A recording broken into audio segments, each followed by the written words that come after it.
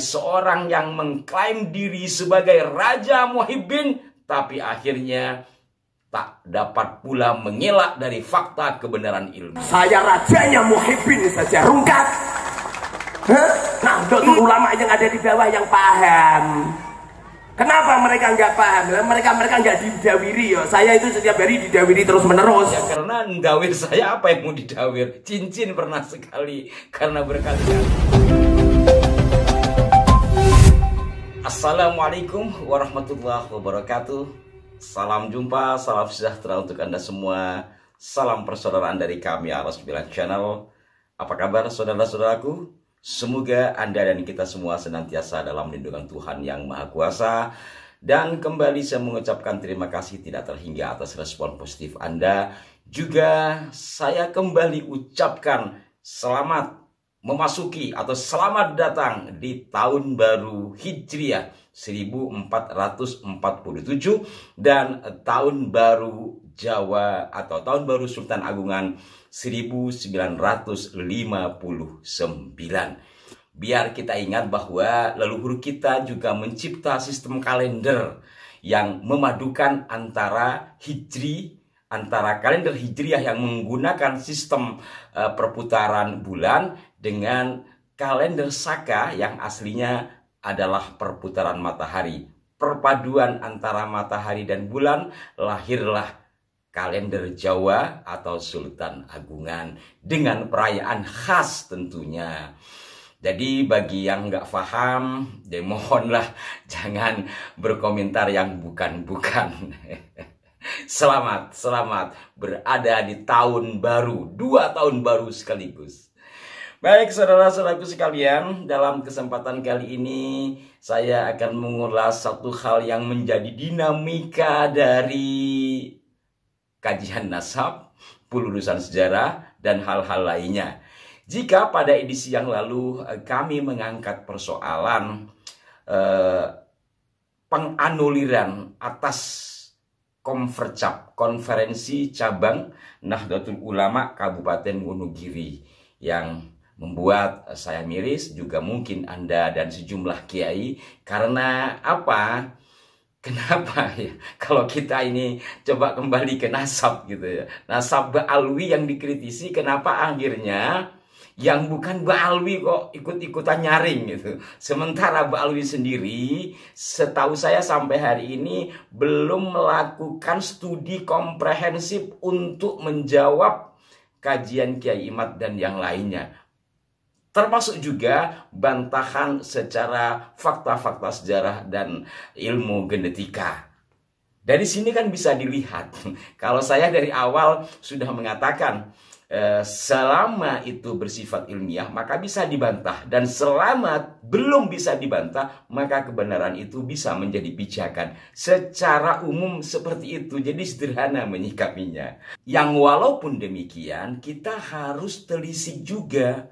Jangan-jangan kelompok yang kita kritisi ini, kita dalam pengertian yang sejalan atau sefrekuensi dengan Kiai Imad dan yang lainnya, memang pintar di dalam mengolah persoalan, untuk tidak mengatakan konflik ya. Sehingga bisa saja mereka senyum-senyum simpul, sementara kita berjibaku dengan kita, lalu lupa substansi-substansi persoalan yang sedang kita hadapi, terutama dalam pelurusan sejarah. Nah, saudara-saudaraku sekalian, alhamdulillah juga sih, dari mereka yang disebut Muhibbin ini, saya akan putarkan video dari seorang yang mengklaim diri sebagai Raja Muhibbin, tapi akhirnya tak dapat pula mengelak dari fakta kebenaran ilmiah. Kita simak pernyataannya berikut ini. Itu bukan semata-mata dari Kiai Imad, enggak. Ada ulama-ulama se-Indonesia yang tidak mengakui nasab Ba'alawi, tidak mengakui nasab Habaib, bukan karena tesisnya Romo Kiai Imad, tidak. Sopo sing ngomong? Itu tanya itu coba. Seperti Romo Kiai Said Akil. Tanyakan kalau beliau pernah baca. Tanyakan sama kiai-kiai yang lain. Wong saya ini Muhibbin, kelas kakap. Saya rajanya Muhibbin saja rungkat. Ini demi kemaslahatan Nahdlatul Ulama yang selama ini Nahdlatul Ulama diperas sama habaib, diperas sama Ba'alawi. Cuma rata-rata orang nggak paham. Justru rumput-rumput yang ada di bawah, Nahdlatul Ulama yang ada di bawah yang paham. Kenapa mereka nggak paham? Mereka nggak didawiri ya. Saya itu setiap hari didawiri terus menerus. Nyampe santri saya yang paling cantik diminta sama Habib. Habibnya umur 52 tahun. Setelah dinikah punya anak satu ditelantarkan. Ngono kok duriai Kanjeng Nabi. Palsu apa palsu? Bohong apa bohong? Bohong.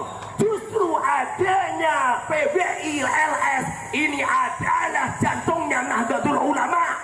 Kenapa PBI LS menyendiri tidak masuk di dalam naungan Nahdlatul Ulama? Biar damai.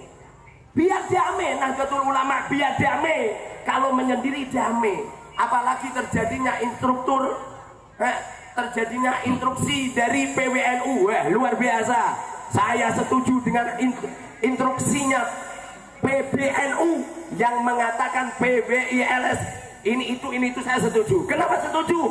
Bukti tahun 2026 Gus Yahya dan Romo Yai Miftah tidak akan dipilih sama orang-orang Nahdlatul Ulama menjadi ketua PBNU, menjadi suriah PBNU, akan diganti oleh singa-singa Nahdlatul Ulama yang berani menggemborkan bahwasanya Ba'alawi Habib tidak duriah di Rasul. Mana mungkin ada duriah Rasul sekelas beliau-beliau, pekerjaannya hanya dakwah.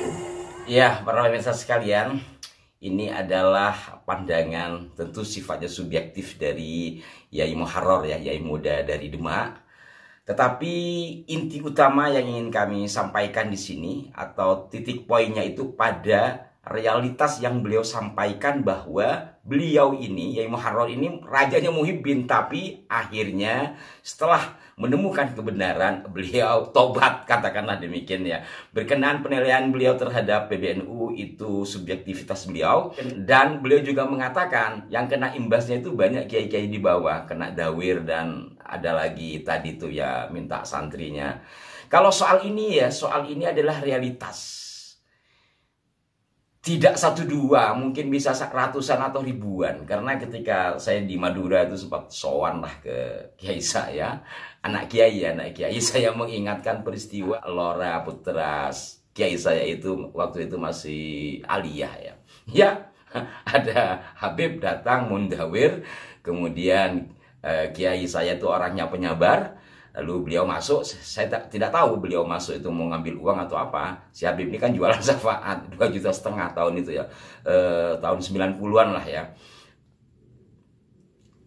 Terus Lora mendengar itu, Lora itu putra kiai. Panggilan Lora itu adalah panggilan buat putra kiai di Madura.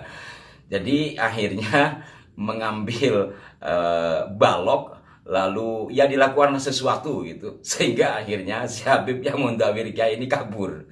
Setelah kabur, beliau ini pura-pura betulin motornya, pura-pura ngelap ya. Lalu kiai datang lagi ke ruang tamu karena antara rumah dengan ruang tamu itu terpisah ya, umum begitu kalau di Madura. Terus kiai nanya, katakanlah namanya Ahmad gitu ya, Mat, mana tamunya? Pulang bang. Oh kok pulang? Iya. Kamu suruh pulang? Enggak bang. Inti ceritanya bahwa peristiwa-peristiwa seperti itu banyak dialami kiai-kiai di bawah. Nggak tahu kalau yang di atas sebagaimana disampaikan oleh Yai Muharrar tadi pernah ngalami atau tidak. Wallahu a'lam lah.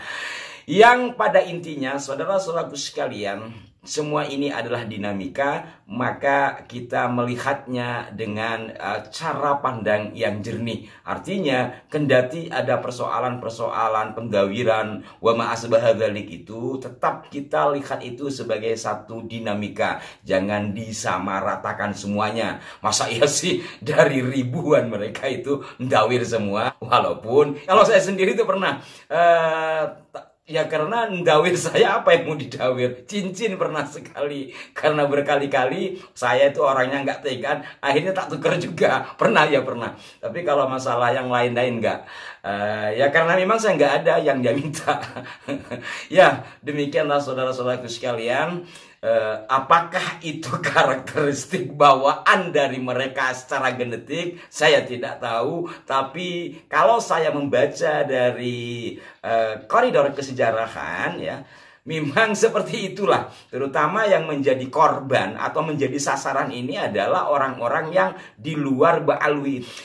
Nah, saya kembalikan kepada Anda. Tiada maksud untuk menghakimi semua ini. Sekali lagi, saya kembalikan kepada satu dinamika yang juga memfenomena di negeri ini. Jikalau tidak diantisipasi, mereka akan terjebak selamanya, akan menjadi seperti itu secara umum. Dan kita selamanya juga akan menjadi korban. Maka mestinya kita bersyukur kepada Allah dibukakan pintu ilmu pengetahuan untuk membongkar persoalan yang seharusnya memang dibongkar. Dan juga keberanian untuk membongkar.